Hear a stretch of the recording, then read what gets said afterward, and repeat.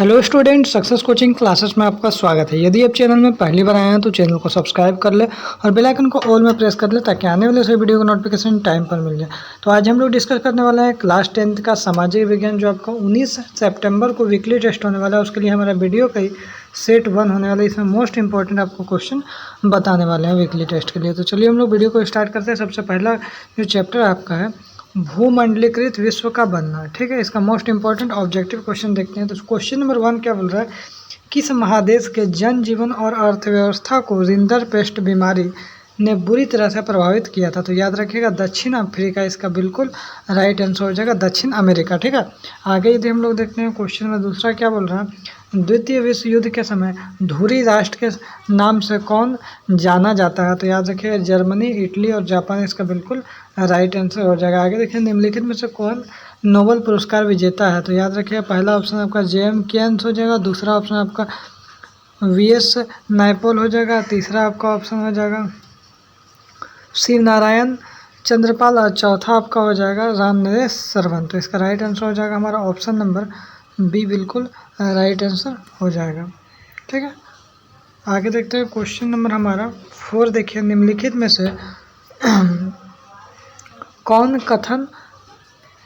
से कौन कथन कॉर्न जो लो है या कॉर्न कानून से जुड़ा हुआ है? तो याद रखिए इंग्लैंड में मक्का आयात पर कंट्रोल, ये इसका बिल्कुल राइट आंसर होने वाला। आगे देखिए बोल रहा है विशाल महाद्वीप अमेरिका की खोज किसने किया? तो याद रखिएगा कोलंबस ने अमेरिका की खोज किया। भारत का खोज किसने किया? तो वास्को डी गामा ने किया। आगे देखते हैं क्वेश्चन नंबर 6 क्या बोल रहा है, 18वीं शताब्दी तक किन दो देशों को विश्व का सबसे धनी देश मतलब माना जाता था? तो याद रखिएगा भारत और चीन इसका बिल्कुल राइट आंसर हो जाएगा। आगे देखते हैं क्वेश्चन नंबर 7 क्या बोल रहा है, यूरोप या अफ्रीका की ओर क्यों आकर्षित लोग होते थे? देखिए इसका जो राइट आंसर होने वाला है विशाल भूमि था और समृद्ध खनिज संपदा के कारण क्या हो रहा था, लोग यूरोपीय अफ्रीका की ओर आकर्षित हो रहे थे। आगे यदि हम लोग देखते हैं क्वेश्चन नंबर 8 क्या बोल रहा है, विश्व बैंक की स्थापना की गई थी। तो विश्व बैंक की स्थापना कब किया गया था? तो याद रखिएगा युद्ध के बाद की पुनर्संरचना के लिए, वित्त मदद के लिए हम लोग विश्व बैंक की स्थापना किया गया था। आगे देखिए विकासशील देशों का समूह कौन सा है?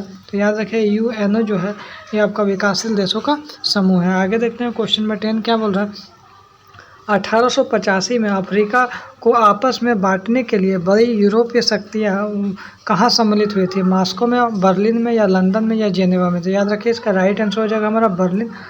आगे देखते हैं यूरोप और एशिया के बीच किस मार्ग से व्यापार होता था उस टाइम? तो याद रखिएगा रेशम मार्ग से व्यापार होता था। आगे यदि हम लोग देखते हैं क्वेश्चन नंबर 12 क्या बोल रहा है, आलू, सोया, टमाटर, मिर्च और खाद्य पदार्थ किस महाद्वीप से भारत आते थे? तो याद रखिएगा अमेरिका से आते थे। कहाँ से आते थे? अमेरिका से।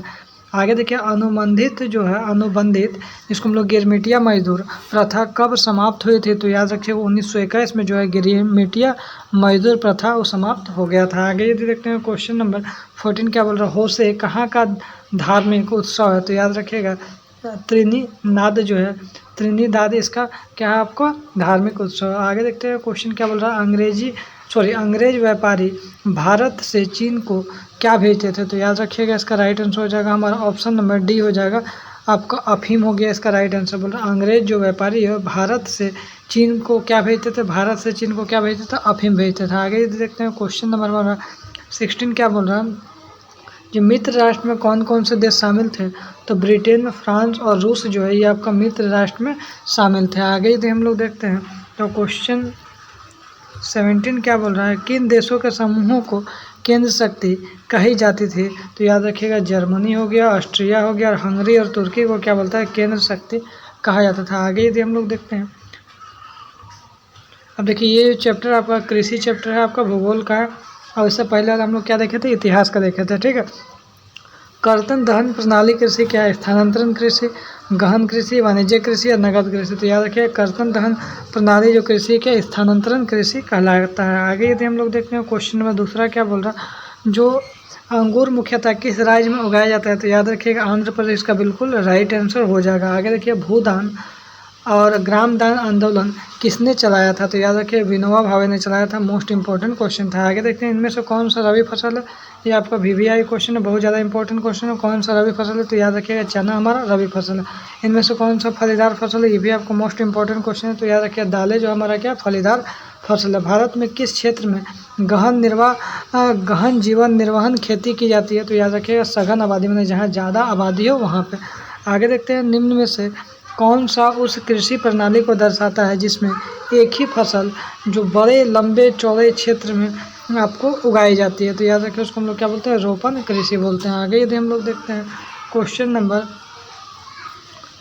8 क्या बोल रहा है, सरकार निम्न में से कौन सी घोषणा फसलों को सहायता देने के लिए करती है, तो याद रखिएगा न्यूनतम मूल्य सहायता मूल्य देती है। आगे यदि देखते हैं नारंगी मुख्यतः किस राज्य में उगाई जाती है, तो याद रखिएगा महाराष्ट्र इसका बिल्कुल राइट आंसर हो जाएगा। आगे देखिए भारत में हरित क्रांति का जनक किसे कहा जाता है, तो वेरी इंपॉर्टेंट क्वेश्चन है, तो याद रखिएगा MS स्वामीनाथन को कहा जाता है। आगे यदि देखते हैं इनमें से कौन सी रोपण फसल नहीं है, तो याद रखिएगा रागी जो है हमारा रोपण फसल नहीं है। लोहा, कैल्शियम, माइक्रो न्यूट्रिएंट्स और रेसे में भरपूर मोटा अनाज कौन है, तो याद रखिएगा रागी इसका बिल्कुल राइट आंसर हो जाएगा। आगे देखते हैं केरल किस फसल के लिए उत्पादन में देश में प्रथम स्थान आता है, तो याद रखिएगा रबर हो जाएगा। आगे देखते हैं गन्ना उत्पादन में भारत का विश्व में कौन सा स्थान है, तो याद रखिएगा दूसरा स्थान है। आगे देखिए इनमें से कौन सा सुनहरा रेशा है, तो याद रखिएगा हमारा जो जूट जो है वो हमारा क्या सुनहरा रेशा है। ठीक है, तो यदि आपको वीडियो हमारा अच्छा लगे तो लाइक शेयर एंड सब्सक्राइब जरूर करें। चैनल में नए हैं तो चैनल को सब्सक्राइब जरूर कर ले।